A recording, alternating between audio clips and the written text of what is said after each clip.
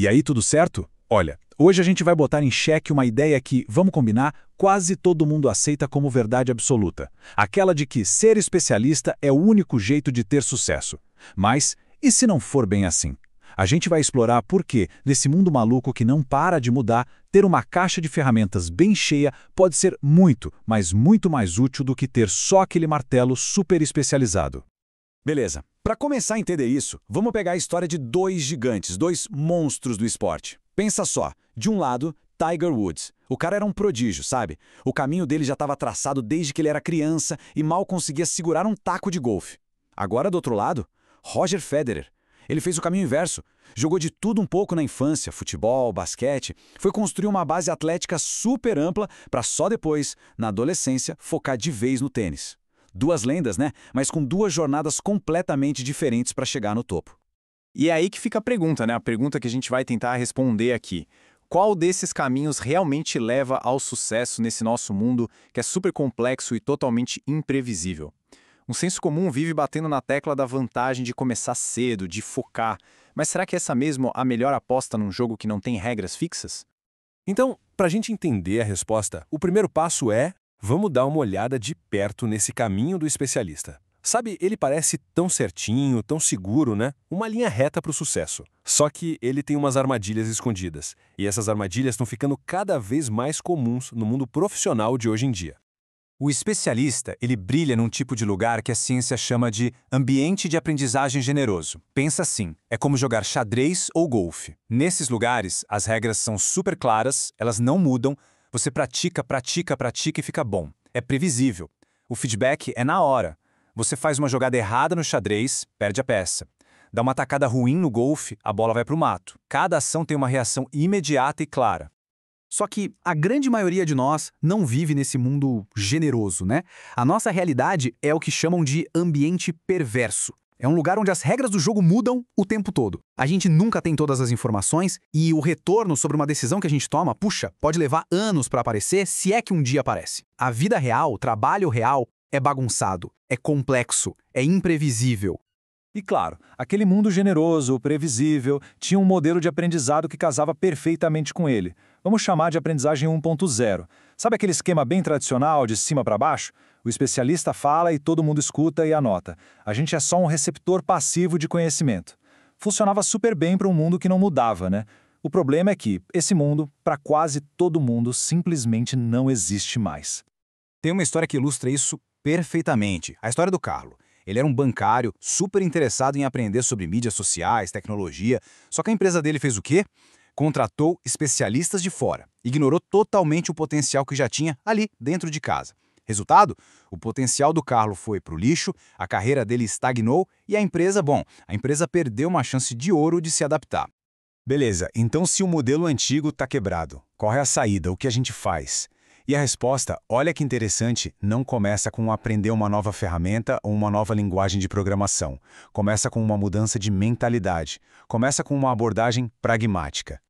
E aqui, o livro O Programador Pragmático traz uma luz incrível sobre isso. A ideia principal é a gente parar de ver o nosso trabalho só como um emprego e começar a enxergá-lo como um ofício, uma arte, sabe?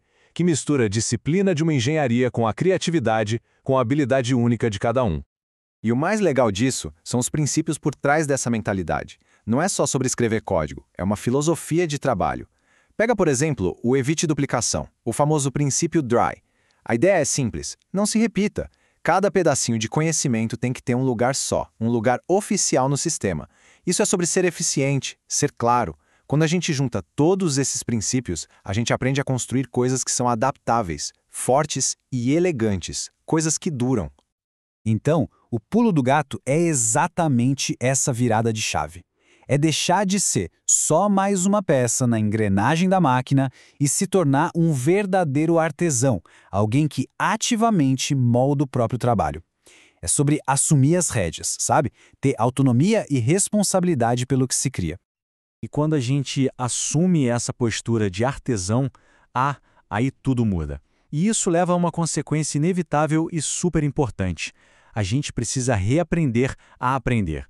Vamos ver então como é que essa nova mentalidade pode transformar a maneira como a gente cresce na carreira. Olha só essa tabela. Ela mostra essa evolução de um jeito sensacional.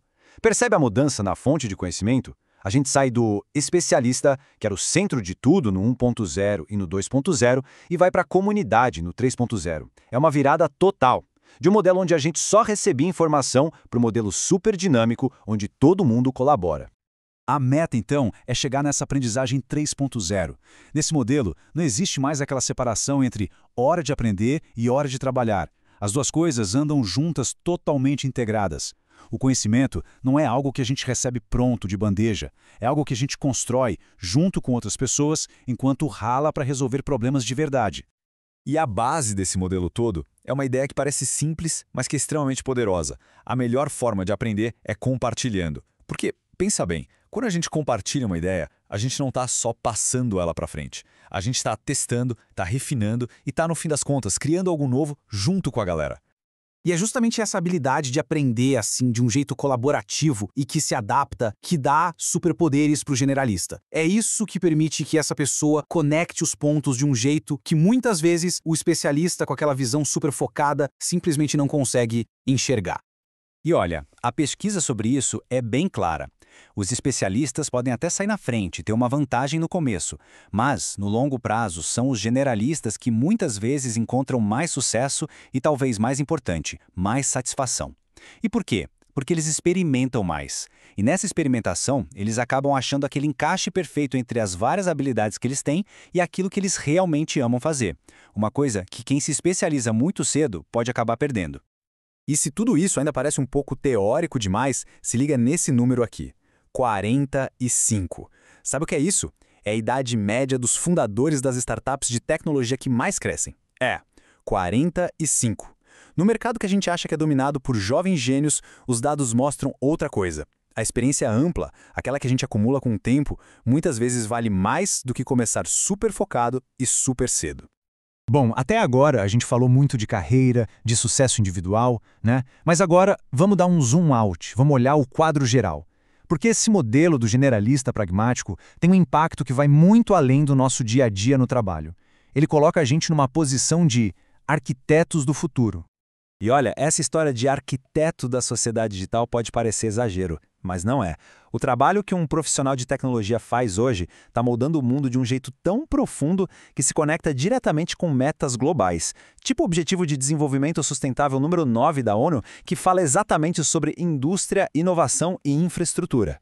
Esses 3 pontos, saca? Uma infraestrutura forte, uma indústria que inclua todo mundo e o incentivo à inovação, isso é a base para construir um futuro sustentável. E adivinha quem está bem no meio ajudando a construir cada um desses pilares? Exato, o generalista pragmático. E não é um negócio abstrato não, é bem concreto. A gente está falando de criar automação para a indústria ser mais eficiente e sustentável. De construir plataformas que dão acesso a capital para quem está começando uma startup, democratizando a inovação. De pensar e arquitetar os sistemas que fazem as cidades inteligentes e os governos digitais funcionarem. Nenhuma dessas coisas, mas nenhuma mesmo, pode ser feita por alguém com visão de túnel. Todas elas exigem essa capacidade de conectar mundos diferentes, que é a marca do generalista. Então, no fim das contas, a grande sacada aqui talvez seja essa: a gente reformular nossa própria jornada profissional com essa pergunta na cabeça. O caminho do generalista pragmático, no fundo, não é só sobre ter mais sucesso. É sobre ter as ferramentas certas para construir soluções que realmente importam, para resolver os problemas mais cabeludos da nossa época. Fica aí a provocação para a gente pensar.